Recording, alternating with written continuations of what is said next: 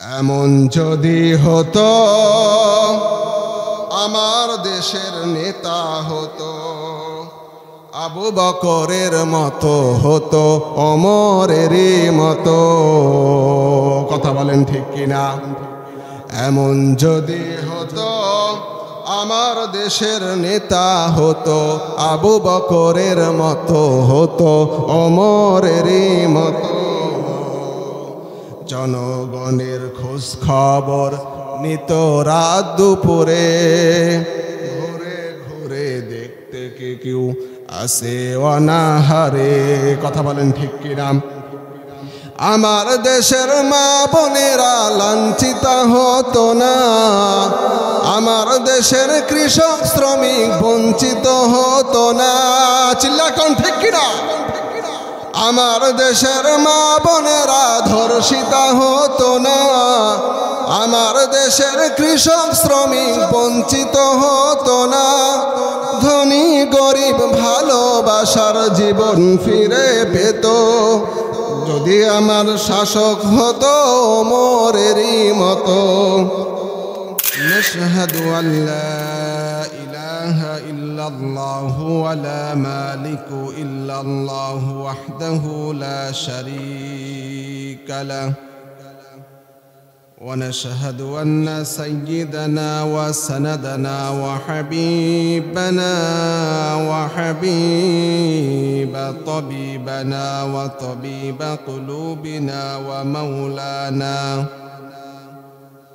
ومولانا محمدا عبد الله ورسوله.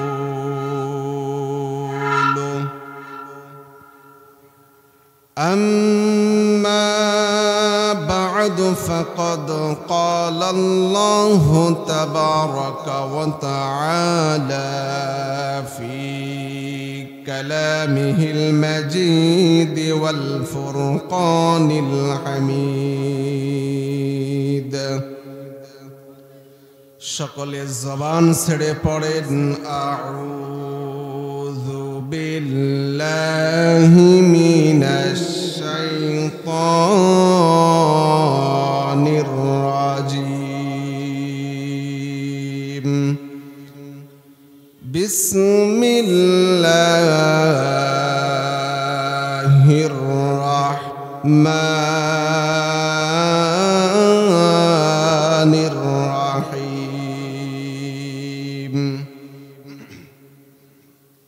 কি আপনাদের সাউন্ড কিছুই তো বুঝলাম না। এই মনিটর চলছে? এই মনিটর তো চলে না, এটা তো চলে না, এটা তো সাউন্ড কি? তাহলে আমি কি কথা কব?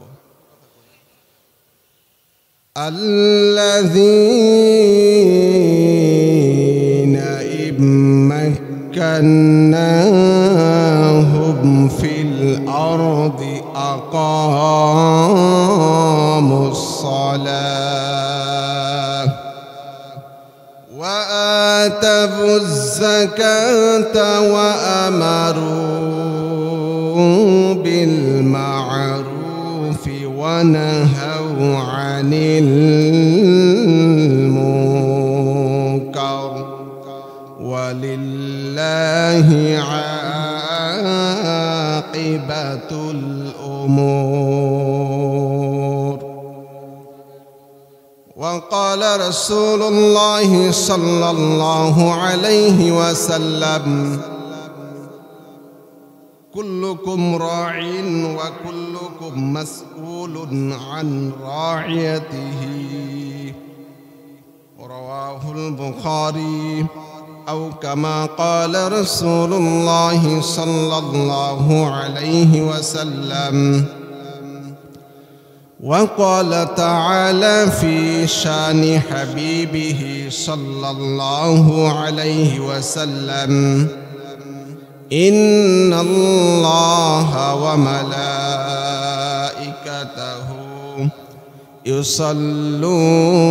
يصلون على النبي يا أيها الذين آمنوا صلوا عليه وسلموا تسليما.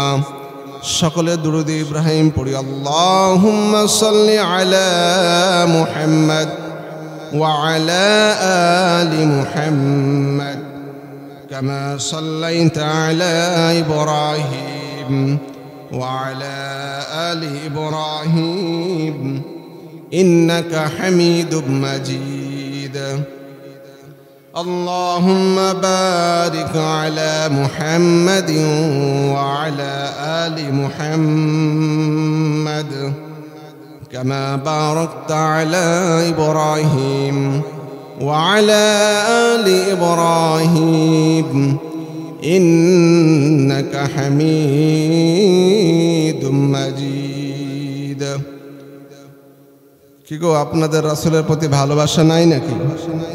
আছে আছে নাকি? তার একটু দুরূদ শরীফ পড়তে হয় না?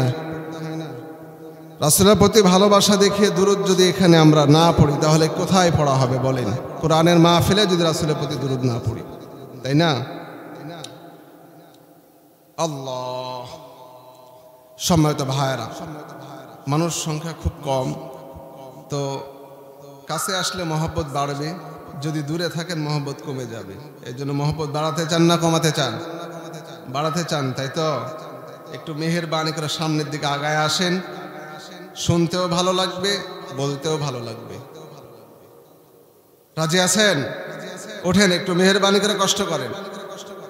এই যে যারা মাহফিল কর্তৃপক্ষ অনেক কষ্ট মুজাহাদা করে মাহফিলে অ্যারেঞ্জ করেছে, ব্যবস্থা করেছে, আপনারা একটু সহযোগিতা যদি না করেন তাহলে তো এই কষ্টটা বৃথা। তাদের আল্লাহ পাক তো জাযা খায়ের দান ঠিকই করবেন, কিন্তু তাদের খারাপ লাগবে, কষ্ট লাগবে। আলহামদুলিল্লাহ, আল্লাহ পাকের অশেষ মেহেরবানি, সুমাইয়া রাদিয়াল্লাহু তাআলা আনহা নুরানি হাফিজিয়া মহিলা মাদ্রাসার উন্নতি কল্পে, মাদ্রাসার উদ্যোগে বিরাট ইসলামী জালসার আজকের সম্মানিত সভাপতি কারি মাওলানা মোহাম্মদ ইমদাদুল হক, পরিচালক অত্র মাদ্রাসা, আজকের যিনি প্রধান আলোচক উস্তাজুল উলামা, আন্তর্জাতিক খ্যাতি সম্পন্ন মুফাসসিরে কোরআন হাফেজ মাওলানা জাকিরুল্লাহ কাসেমি সাহেব সহ আমার পূর্বে যে সকল উলামায়ে কেরাম আলোচনা করেছেন, ইসলাম প্রিয়, কোরআন প্রিয়, কোরআনের প্রেমিক সম্মানিত যুবক ভাইরা আমার সামনে উপবিষ্ট তালবুল ইলমেরা, প্রাণ প্রিয় যুবক ভাইরা, আসুন আমরা সকলে মিলে সে মহান রবের দরবারে কালিমাতু শুকর পড়ি যে আল্লাহ পাক আমাদেরকে এই মুহূর্তে দুনিয়ার সকল কাজ থেকে বিরত রেখে ফারেক করে আল্লাহ পাক কোরআনের জন্য, দ্বীনের জন্য কবুল করে পৃথিবীর বুকে জান্নাতের একটি টুকরার অংশে আল্লাহ পাক বসার এবং তৌফিক দান করেছেন। কথা বলেন ঠিক কিনা? এই মাজলিস এত গুরুত্বপূর্ণ একটি মাজলিস। আজকে আপনারা এই জায়গাতে বসেছেন, হয়তোবা জায়গাটা বালু, এখানে বালি দেখতে পাচ্ছি, বালির উপরে ত্রিপল বিছানো আছে, এরপরে আমরা বসে আছি, খুব বসার মতো পজিশন, জায়গাটা খুব একটা বেশি ভালো নয়। বাকি আল্লাহ পাক এই জায়গা, এই কোরআনের আলোচনা হবে, কোরআনের মাহফিল, এই বিষয়টাকে কেন্দ্র করে আল্লাহ পাক এই জায়গার মর্যাদা এবং আমরা যারা এখানে বসেছি আলোচনা করতে এবং শুনতে, আমাদের মর্যাদা আল্লাহ পাক এত বেশি বাড়িয়ে দিয়েছেন। আল্লাহ রব্বুল আলামিন এই মাজলিস শেষে যখন মাহফিল শেষ হয়ে যাবে, দোয়া হয়ে যাবে, তো এই মাজলিস শেষে আল্লাহ পাক আসমান থেকে ফেরেশতা নাজিল করে, বলেন সুবহানাল্লাহ। আল্লাহ পাক ফেরেশতা নাজিল করে আমাদের জন্য দুইটা ঘোষণা দিবেন, দুইটা সুখবর দিবেন। এক নাম্বার সুখবর হলো বিশ্বনবী বলতেছেন, কুমু মাগফুরাল্লাকুম কদ বুদ্দিলা সাইয়্যাতিকুমুল হাসানা। সুবহানাল্লাহ পড়েন। বিশ্বনবী বলছেন আল্লাহ পাকের পক্ষ থেকে ফেরেশতা অবতীর্ণ হবে এবং যারা মাহফিল শেষ পর্যন্ত, শুরু থেকে শেষ পর্যন্ত থাকবে, আলোচনা শুনবে, আমলে নিয়ত করবে, তো আল্লাহ পাক তাদের জন্য ঘোষণা করবেন, তোমরা এই মাহফিল শেষে এমনভাবে দাঁড়াও, এমনভাবে এখান থেকে উঠে বাসায় যাও যে আল্লাহ পাক তোমাদের জীবনের সগীরা গুনাহগুলোকে মাফ করে দিয়েছেন। চিল্লা কোন সুবহানাল্লাহ। আর দ্বিতীয় নাম্বার সুখবর, দ্বিতীয় নাম্বার তোমাদের জন্য ঘোষণা হলো, অবশ্যই বুদ্দিলা সাইয়্যাতিকুমুল হাসানাত, আল্লাহ পাক তোমাদের আমলকে পরিবর্তন করে দিবেন, অর্থাৎ খারাপ কাজ, বদি কাজ, গুনাহের কাজটাকে আল্লাহ পাক নেকি দ্বারা পরিবর্তন করে দিবেন। চিল্লায় কোন সুবহানাল্লাহ, আরো জয় বলেন সুবহানাল্লাহ। আমার ভাইরা, এই জন্য দরগাপাড়া হরিপুর এলাকার প্রাণপ্রিয় ইসলাম প্রেমিক যুবক ভাইদেরকে বলবো, তোমরা এখনো অনেকেই এই মাহফিলকে কেন্দ্র করে যে বাজার বসেছে, রাস্তাঘাট, চা স্টল, মোড়, বাজারে বিভিন্ন জায়গায় বাসায় বাসায় বসে বসে সময় অপচয় করছো। প্রিয় দিনী ভাইয়েরা, মুরব্বি কেরামগণ, আপনারা অনেকে সময় অপচয় করছেন। দেখেন, আমি সব সময় প্রায় মাহফিল একটা কথা বলি, এক বছর বাৎসরিক মাহফিল যেহেতু, একটা বছর অনেক কষ্ট, মুজাহাদা, মেহনত করে এই মাহফিলের ব্যবস্থা করা হয়েছে। কথা বলেন ঠিক কিনা? প্যান্ডেল, স্টেজ, সাউন্ড সিস্টেম, হ্যাম্বেল, পোস্টার, প্রচার প্রসার সব কিছু মিলে অনেক কষ্ট আছে। এত কষ্ট করে একটা মাহফিলের অ্যারেঞ্জ করা হলো, ব্যবস্থা করা হলো এলাকাবাসীকে কোরআনের আলোচনা শোনানোর জন্য। কথা বলেন ঠিক কিনা?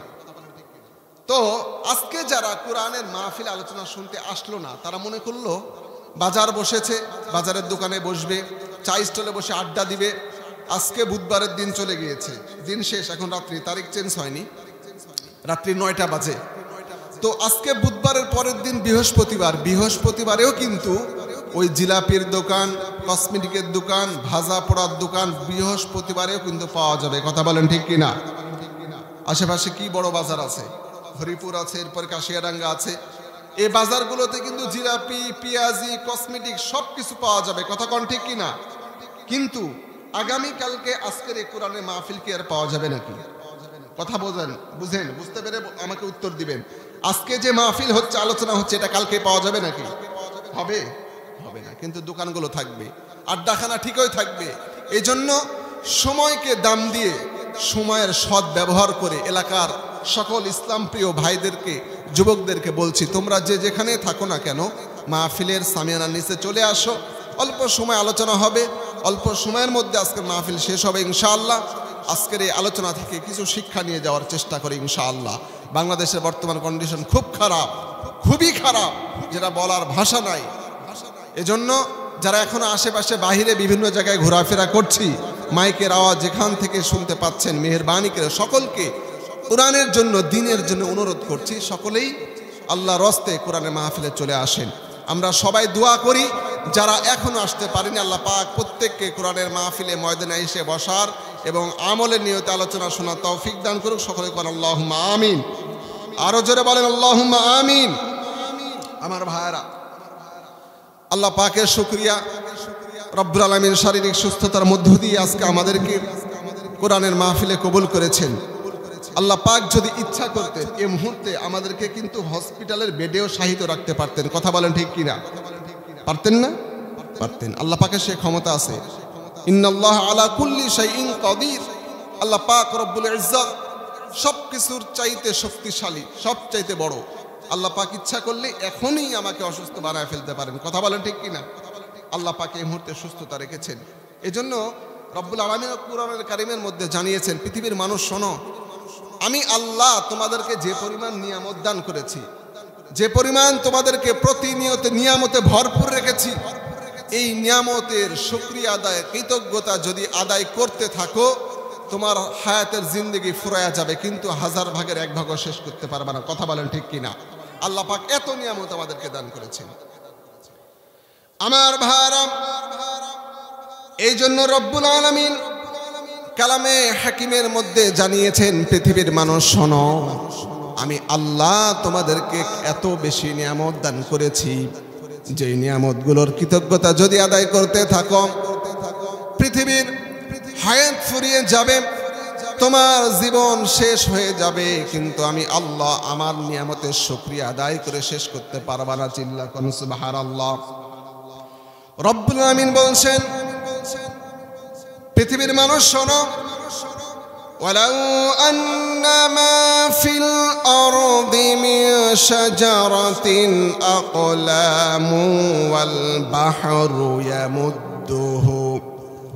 ও দুনিয়ার মানুষেরা শুনে রাখো, আমি আল্লাহ রব্বুল আলামিন তোমাদেরকে এত বেশি নিয়ামত দান করলাম, যেই নিয়ামতের কৃতজ্ঞতা কিভাবে আদায় করবে একটা এক্সাম্পল শোনো রে পৃথিবীর মানুষ। এই পৃথিবীর সকল গাছগুলোকে যদি তোমরা কলম বানাও আর আটলান্টিক মহাসাগর থেকে শুরু করে পৃথিবীর খাল বিল নদী নালা সমুদ্রের সব পানিগুলোকে যদি কালি বানায় ফেলো, আর আমি আল্লাহ রাব্বুল আলামিন আমার প্রশংসা লেখা শুরু করে দাও, ও বান্দা শুনে রাখো, জেনে রাখো, লিখতে লিখতে পৃথিবীর সব গাছ নামক কলমগুলো শেষ হয়ে যাবে, কালি নামক পানিগুলো ফুরিয়ে যাবে, কিন্তু আমি আল্লাহ আমার প্রশংসা লিখে বান্দা তোমরা শেষ করতে পারবা না। সুবহানাল্লাহ, আরো চলে সুবহানাল্লাহ।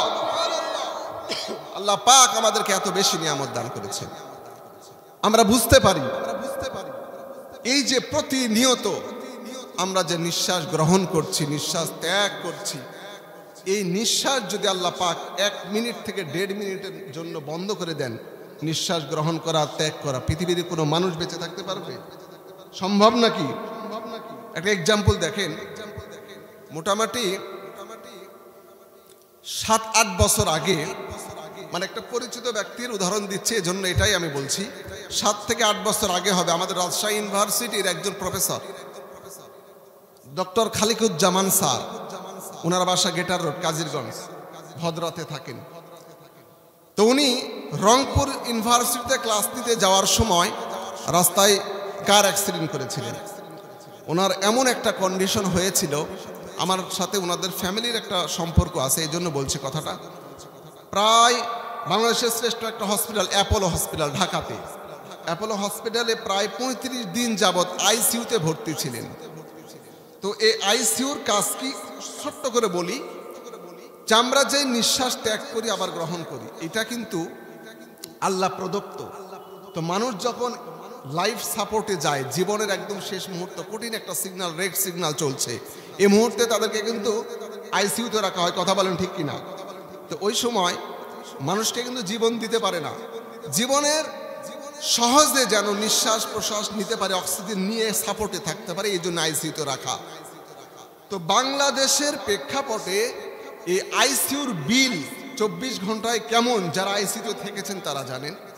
তো ডক্টর খালিকুজ্জামান স্যারের ফ্যামিলির সাথে আমার কথা হলো, 35 দিন যাবৎ আইসিইউতে থাকার শুধু আইসিইউ বিলই এই 35 দিনের জন্য 30 লক্ষর উপরে টাকা দিতে হয়েছে। চিন্তা করে দেখেন, এটা কেন বললাম? আল্লাহ পাক কিন্তু কোনো বিনিময় ছাড়া আমাদেরকে প্রতিনিয়ত নিঃশ্বাস নেওয়া এবং ত্যাগ করার সুযোগ দিচ্ছেন, কথা বলেন ঠিক কিনা?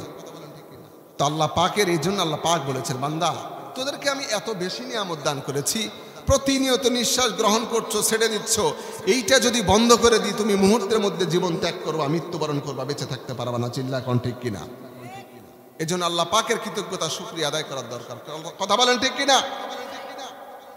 আমার ভাইরা, আরেকটা উদাহরণ দেই, এরপরে আসল আলোচনার মধ্যে যাব। আমার প্রিয় ভাইরা খেয়াল করেন, আল্লাহ রাব্বুল আলামিন আমাদেরকে বডি দান করেছেন, এই যে 3.5 হাত বডির শক্তি, হাত পা চোখ দেহের অঙ্গগুলো নিয়ে এত বড়াই করি, আমার আল্লাহ আমাদেরকে সুন্দর 2টা চোখ দান করেছেন। রব্বুল আলামিন বলছেন, আলাম নাজআল লাহু আইনাইনি ওয়া লিসানান ওয়া শাফাতাইন। ও বান্দা খেয়াল করে দেখো, আমি আল্লাহ তোমাদেরকে কত সুন্দর 2টা চোখ দান করলাম। সুবহানাল্লাহ বলেন। আল্লাহ রাব্বুল আমিন বলছেন, বান্দা তোমাকে যে চোখ দান করেছি, এই চোখ দান করে কিন্তু তোমারে ছেড়ে দেই নাই, তোমার চোখের হেফাজতের দরকার আছে, এই জন্য চোখের উপরে সুন্দর পাপড়ি দান করলাম। আবার বান্দা শোনো, পাপড়ি দান করার পরেও চোখ খুলে যখন দুনিয়ার জমিনে চলবা, গাড়ি চালাইবা, মোটরসাইকেলে চলবা, সাইকেল চালাবা, হাঁটা চলাফেরা করবা, গাড়ির মধ্যে বিভিন্ন জায়গায় যাবা, বান্দা রাস্তার মধ্যে বাতাসের কারণে ধুলাবালি পড়ে তোমার চোখের মধ্যে ধুলাবালি, ময়লা, পোকামাকড় পড়ে যাবে, এটা স্বাভাবিক, কথা বলেন ঠিক কিনা? বান্দারে খেয়াল করে দেখো, রব্বুল আমিন কি চোখ দান করলেন, এই যে ধুলাবালি ময়লা চোখের মধ্যে আবর্জনাগুলো প্রবেশ করে যায়, এই ময়লাগুলো যদি আমাদের চোখের মধ্যে থেকে যায়, মুহূর্তের মধ্যে ধীরে ধীরে আস্তে আস্তে কিন্তু আমাদের চোখগুলো নষ্ট হয়ে যাবে, কথা বলেন ঠিক কিনা? কিন্তু মুফাসসিরগণ লিখেছেন, রব্বুল আমিন বলছেন, বান্দা খেয়াল করে দেখো, তোমার চোখ যেন নষ্ট না হয়, তোমার চোখ যেন হেফাজত হয়, এই জন্য আমি আল্লাহ তোমার চোখের মধ্যে আমার কুদরতি এক জাতীয় রিজার্ভ পানি দান করলাম। সুবহানাল্লাহ বলেন। এই যে চোখের মধ্যে আমরা চোখ কান্না করার পরে চোখ দিয়ে পানি বের হয়, এমনিও চোখে কিছু পড়লে চোখে পানি বের হয় না।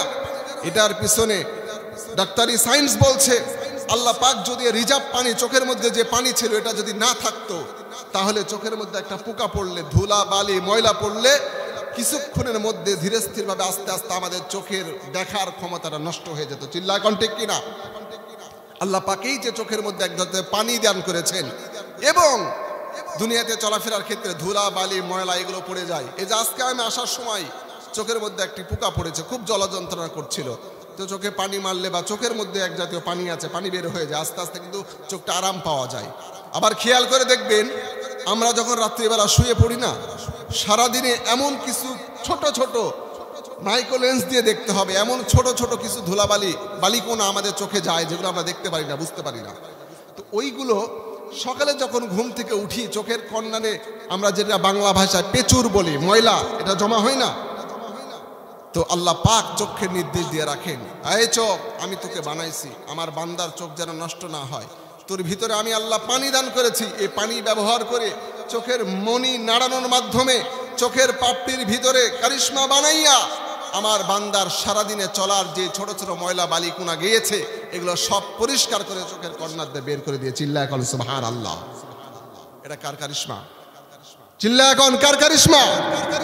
এই জন্য প্রিয় ভাইরা, আল্লাহর কৃতজ্ঞতা আদায় করা ছাড়া বিকল্প কোনো রাস্তা নাই। এই জন্য আল্লাহ পাক পবিত্র কালামের মধ্যে জানিয়েছেন, বান্দা আমার নিয়ামতের শুকরিয়া আদায় করো, আমি আল্লাহ তোমাকে নিয়ামতকে বাড়ায়া দিব, আর যদি শুকরিয়া আদায় না করো, কাল কিয়ামতের দিন কঠিন সময় আমি আল্লাহ আমার আযাব দিয়ে তোমার গ্রেফতার করবো। চিল্লা এখন ঠিক কিনা? আমার ভাইরা, রব্বুল আমিন বলছেন, লা ইন শাকারতুম লাযীদান্নাকুম ওয়া লা ইন কাফারতুম ইন্না আযাবি লাশাদীদ।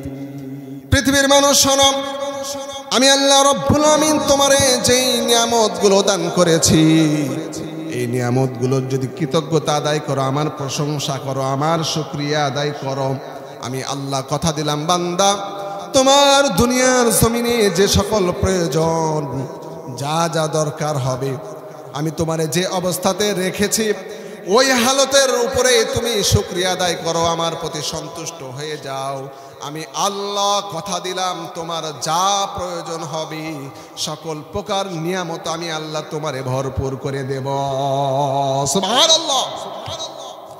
আর যদি বান্দা আমার প্রশংসা না করো, আমার কৃতজ্ঞতা না আদায় করো, তাহলে আমি কথা দিলাম, তোমাদের জানায়া দিলাম, বান্দারে মনে রাখিস, আমি আল্লাহ ইন্না আযাবি লাশাদীদ, কাল কিয়ামতে যখন আমার সামনে আসবা, আমার আযাব বড় কঠিন, এটা বান্দা মনে রাখো দুনিয়ার জমিনে।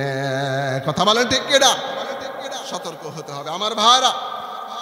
এজন্য সর্বহালতে আল্লাহর প্রশংসা করে থাকবো তো ইনশাআল্লাহ। আল্লাহর প্রশংসা ছাড়া আর কারো প্রশংসা করা যাবে? করা যাবে নাকি?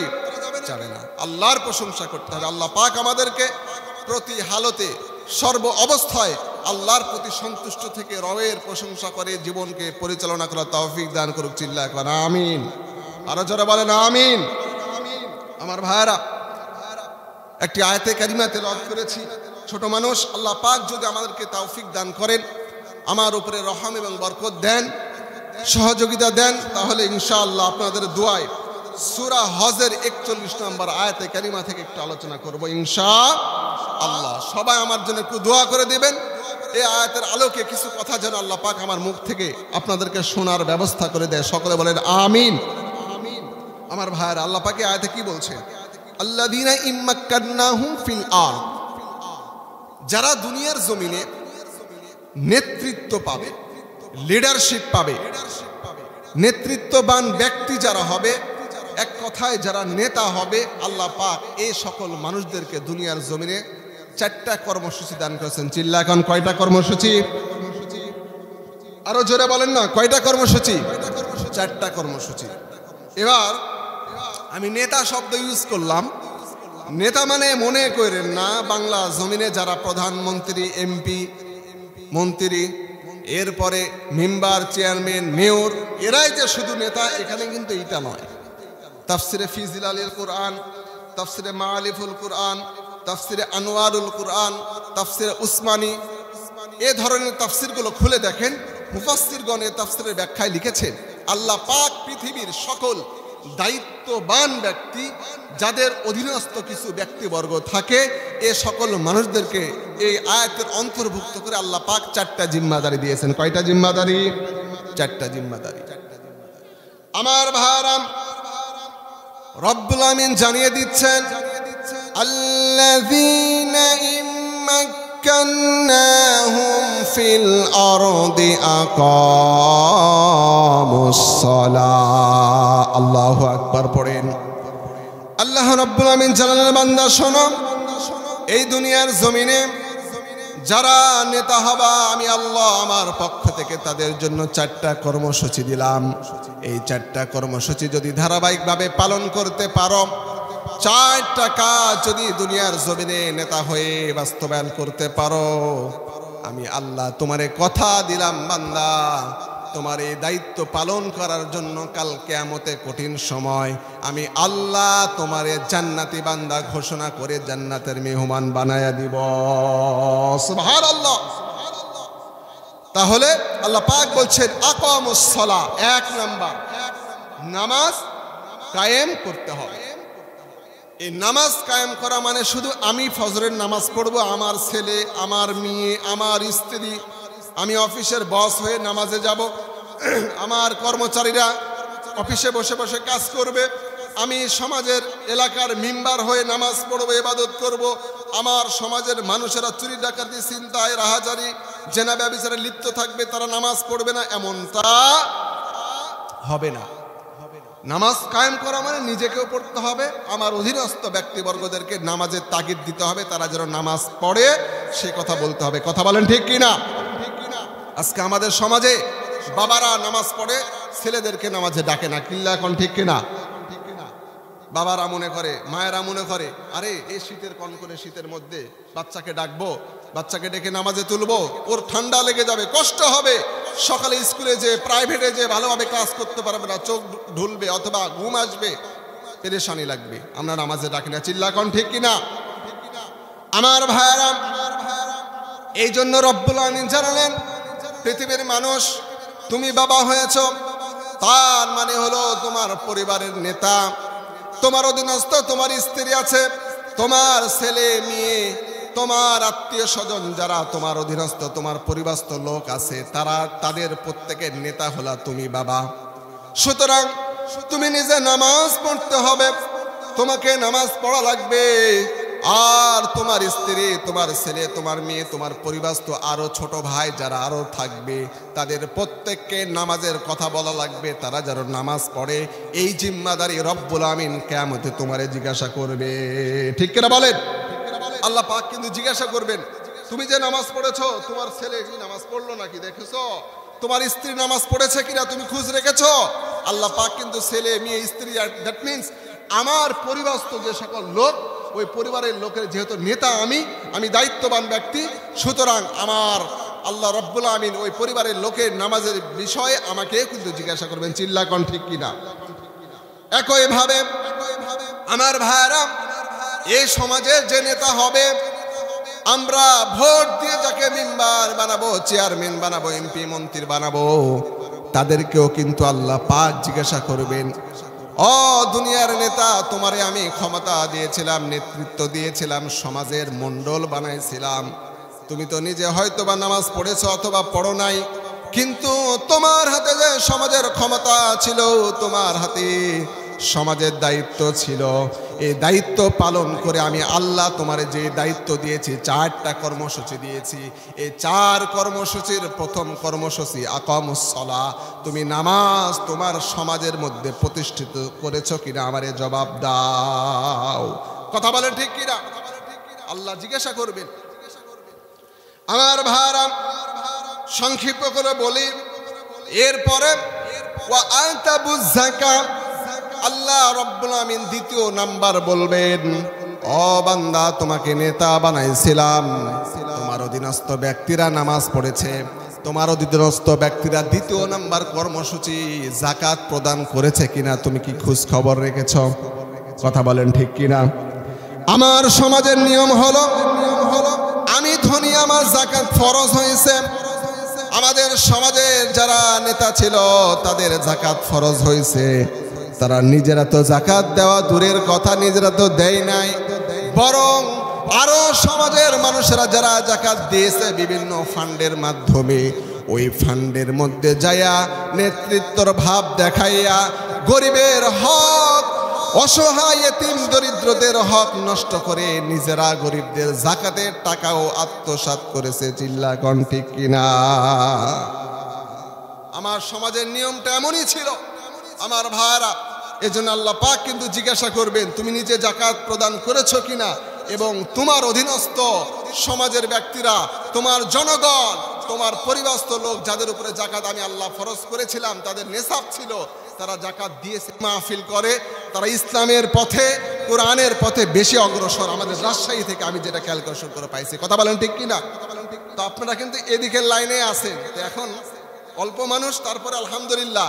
তো আপনারা যদি কথা বলেন, আলোচনা অল্প সময় হবে, করতেও ভালো লাগবে, শুনতেও ভালো লাগবে, পারবেন তো ইনশাআল্লাহ? আর ফজিলতের কথা শুরুতেই বলে দিয়েছি, যারা শেষ পর্যন্ত থাকবেন, যাই হোক না কেন আলোচনা, কোরআনের আলোচনা হবে, হাদিসের আলোচনা হবে, আমলের নিয়তে শুনবেন। আল্লাহ পাক আমাদের যে দুইটা স্পেশাল ফজিলত সেটা দান করবেন। চিল্লা কোন ঠিক কিনা?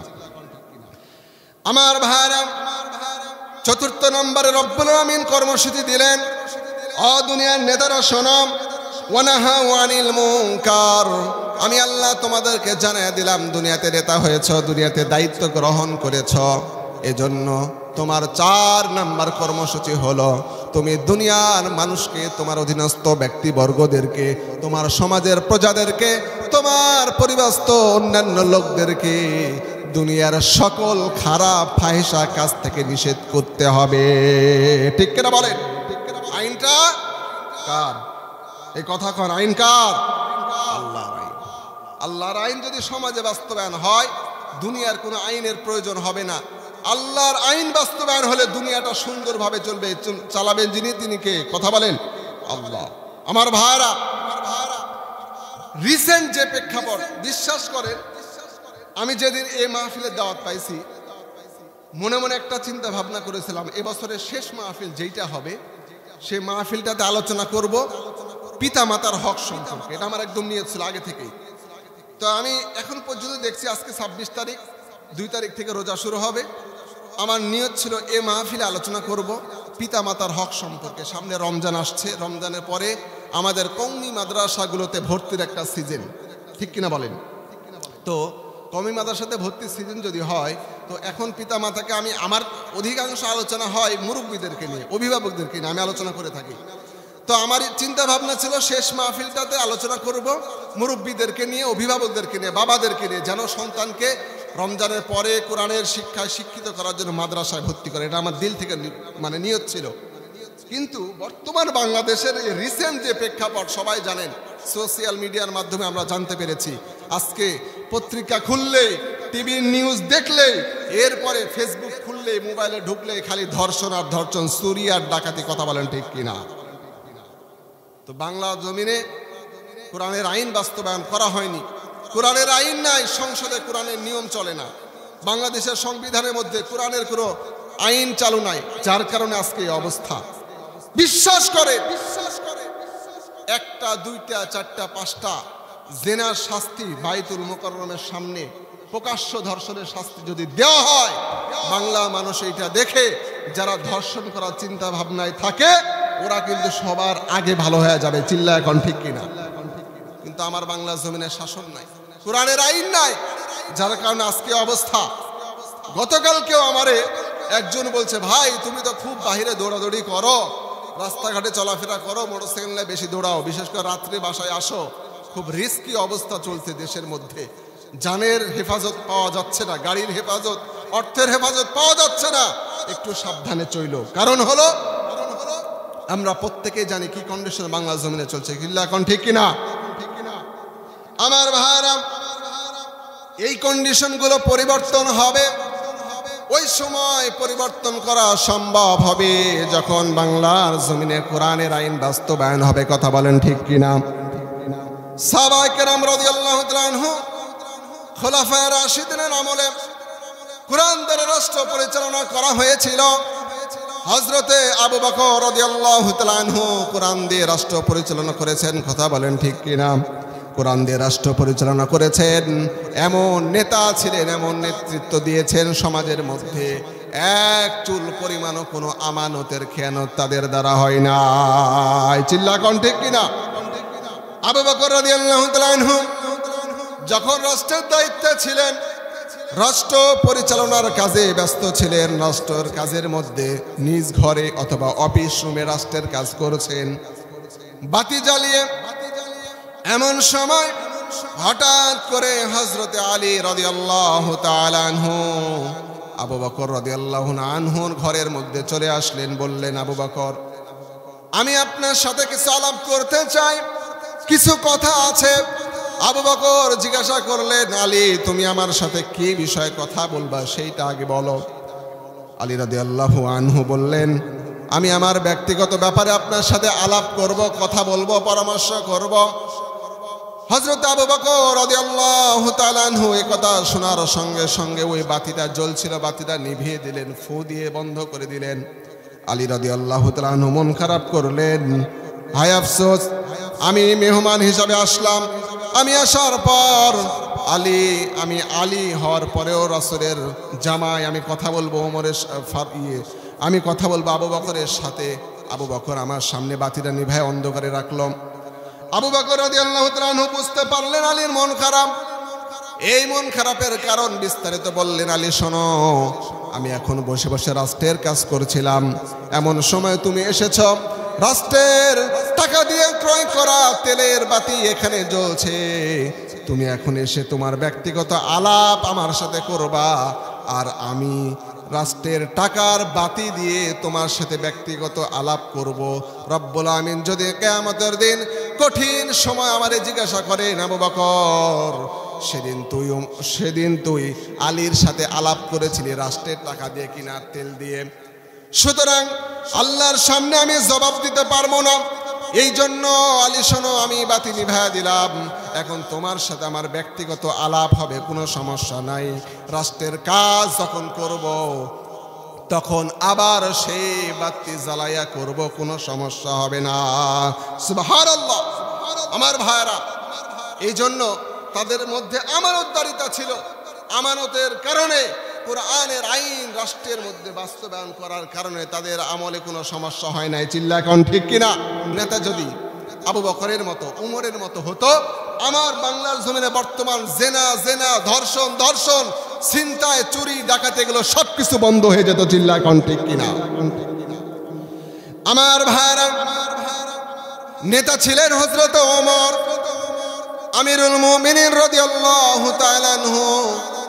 নেতৃত্ব যখন দিয়েছেন, যখন আমিরুল মুমিনিন অর্ধ জাহানের বাদশা হয়েছেন, তখন তিনি রাত্রিবেলা ঘুরে ঘুরে প্রজাদের খোঁজ খবর নিতেন। হঠাৎ করে একদিন তিনি প্রজাদের খোঁজ খবর নেওয়ার জন্য বাসা থেকে বের হয়ে গেলেন। রাত্রিবেলা দেখছেন মরুভূমির এক প্রান্তরে এক ছোট্ট ঘরের মধ্য থেকে গানের আওয়াজ আসে। কে জানি বিরহের গান গায়। একজন মহিলা ওমর রাদিয়াল্লাহু তাআলা আনহু আশ্চর্য হয়ে গেলেন, আরে আমার রাষ্ট্রে কোরআন দিয়ে পরিচালনা করা হয়, কোরআনের আইন আমার রাষ্ট্রের মধ্যে বাস্তবায়ন আছে, কার এত বড় সাহস আমার রাষ্ট্রে কোরআনের আইনকে অমান্য করে ফায়সা গান বাজনা করে, গান গায়। রাগান্বিত হয়ে ওই বাসার সামনে চলে গেলেন। আমার ভাইরা গভীর মনোযোগ, ওমর রাদিয়াল্লাহু তাআলা আনহু ওই বাসার সামনে গিয়ে গেটে নক করলেন। বারবার গেটে নক করার পর গেট যখন খোলা হলো না, গেট কেউ ভিতর থেকে খুললো না, এবার পিছনের দরজা দিয়ে ওমর রাদিয়াল্লাহু তাআলা আনহু ঢুকে পড়লেন। ঢুকে পড়ার পর দেখছেন একজন যুবতী মহিলা বিরহের গান গায়। ওমর রাদিয়াল্লাহু তাআলা আনহু রাগান্বিত হয়ে জিজ্ঞাসা করলেন, মহিলা, তুমি কেন গান গাচ্ছ? তুমি কি জানো না আমি আমিরুল মুমিনিন, এই রাষ্ট্রকে চালাই, রাষ্ট্রটাকে পরিচালনা করি কোরআন দিয়ে। তুমি কি জানো না কোরআনের মধ্যে রব্বুল আমিন গান বাজনাকে হারাম করেছেন? এই গান বাজনা হারাম হওয়া সত্ত্বেও তুমি কেন গান গাচ্ছ? তুমি কি আইন জানো না? রব্বুল আমিন সূরা লুকমানের 6 নম্বর আয়াতে কারিমার মধ্যে জানিয়েছেন, দুনিয়ার মানুষ শোনো, আমি আল্লাহ তোমাদের জন্য আইন করে দিলাম, নিয়ম করে দিলাম, দুনিয়ার জমিনে যত প্রকার ফাহিশা গান বাজনা আছে সব কিছু তোমাদের জন্য হারাম। চিল্লা কণ্ঠে কেডা? রব্বুল আমিন বলছেন, ওয়া মিনান নাসি মান ইয়াশতারি লাহুয়াল হাদিস লিয়ুদিল্লা আন সাবিলিল্লাহ।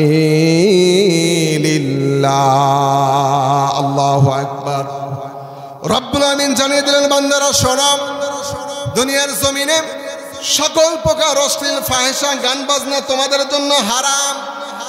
ও মহিলা, আমি আমিরুল মুমিনিন এই রাষ্ট্রটাকে কোরআন দিয়ে চালাই, আর তুমি কেন গান গাচ্ছ? তোমার তো সাহস কম নয়। এ কথা শুনে ওই যুবতী মহিলা আমিরুল মুমিনের দিকে লক্ষ্য করে বলছেন, আমিরুল মুমিনিন শোনেন, আমি না হয় বুঝলাম একটা আইনকে অমান্য করেছি, কোরআনের সূরা লুকমানের 6 নম্বর আয়াতে কারিমাকে অমান্য করে আমি গান গাইছি, মেনে নিলাম।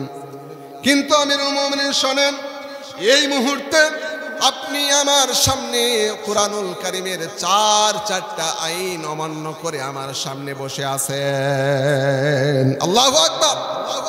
চিন্তা করা যায়, সামান্য একজন মহিলা গান গায়, ও আবার আমিরুল মুমিনিনের 4টা কোরআনের আইনের ভুল ধরে। নাউজুবিল্লাহ পড়বেন না সুবহানাল্লাহ পড়বেন? কন্ত আশ্চর্যের ব্যাপার না আমার ভাইরা?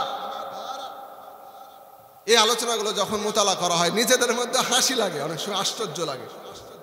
আজকে আমার জমিনে বাংলার বর্তমান প্রেক্ষাপটে আমাদের মা বোনেরা কোরআনের শিক্ষা তো দূরের কথা। আচ্ছা, এই মহিলা যে গান গাচ্ছে সে একটা অপরাধ করলো, মেনেও নিল, হলো এক ধরনের, কিন্তু আমিরুল মুমিনিন উমর রাদিয়াল্লাহু তাআলা ভুল ধরছে কোরআনের রেফারেন্স দিয়ে, তার মানে তার মধ্যে কোরআনের জ্ঞান আছে। চিল্লা কোন ঠিক কিনা? আমার ভাইরা, আমিরুল মুমিনিন রাগান্বিত, কারণ উমর রাদিয়াল্লাহু তাআলা রাগ বেশি। সবাই জানেন না এটা? হাদিস জানেন না? বিশ্বনবীর দরবার থেকে একজন মুসলমান আর ইহুদি বিচার নিয়েছে, মুসলমানের পক্ষে রাসূল আকরাম সাল্লাল্লাহু আলাইহি ওয়াসাল্লাম বিচার করেননি, ইহুদির পক্ষে করেছেন। হাদিস সবাই জানেন না? উমর রাদিয়াল্লাহু তাআলা আনহুর দরবারে এসে বলে, উমর আমার বিচার করে দেন। সানি বিচার? কিসের সানি বিচার? বিশ্বনবী আলাইহিস সালাম বিচার করেছে, কিন্তু আমি মুমিন মুসলমান, আর ওই ইহুদি, কিন্তু রায় তো ওর পক্ষে দিয়েছে, অথচ আমি মুসলমান, তো আপনি বিচারটা করে দেন। প্রথম বিচার কে করেছে? রাসূল পাক সাল্লাল্লাহু আলাইহি ওয়াসাল্লাম। ঠিক আছে, তুমি দাঁড়াও, যেহেতু রাসূল প্রথম বিচার করেছে, তুমি মুসলমান দ্বিতীয় বিচারের জন্য আমার কাছে এসেছো, দাঁড়াও তুমি, আমি তোমার বিচার করে দিচ্ছি।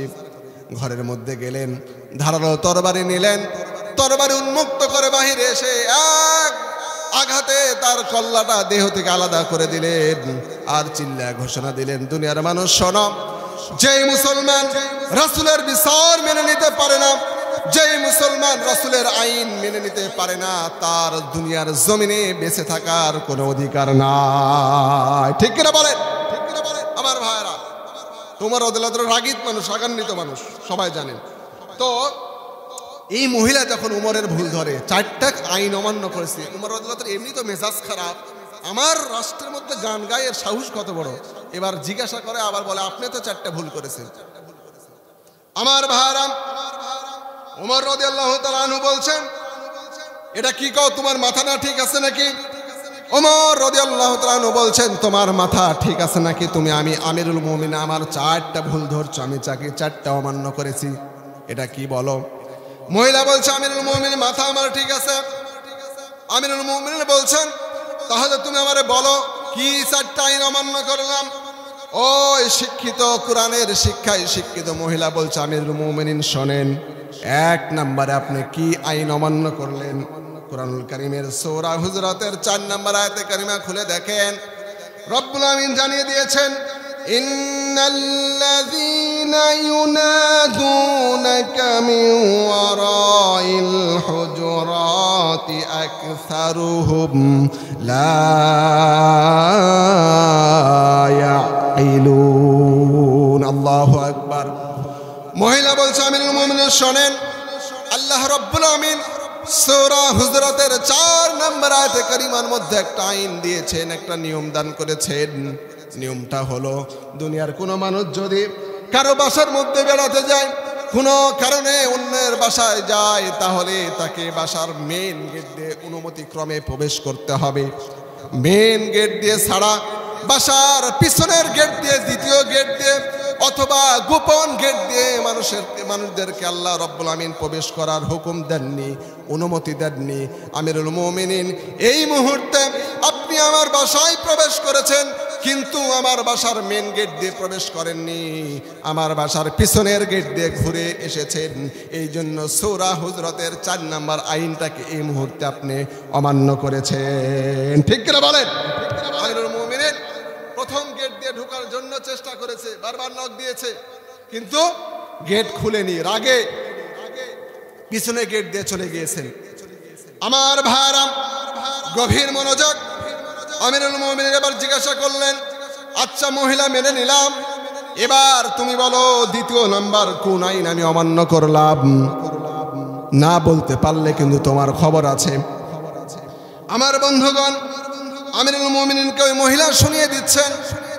আমার আপনি সূরা নূরের 27 নম্বর আয়াতে কারিমা খুলে দেখেন, রব্বুল আমিন কি বলেছেন এই আয়াতের মধ্যে। আমার ভাইরা, আল্লাহ রব্বুল আমিন জানিয়েছেন, ইয়া আইয়ুহাল্লাযীনা আমানু লা তাদখুলু বুয়ুতান গায়রা বুয়ুতিকুম হাত্তা তাস্তানিসু। আল্লাহু আকবার পড়েন।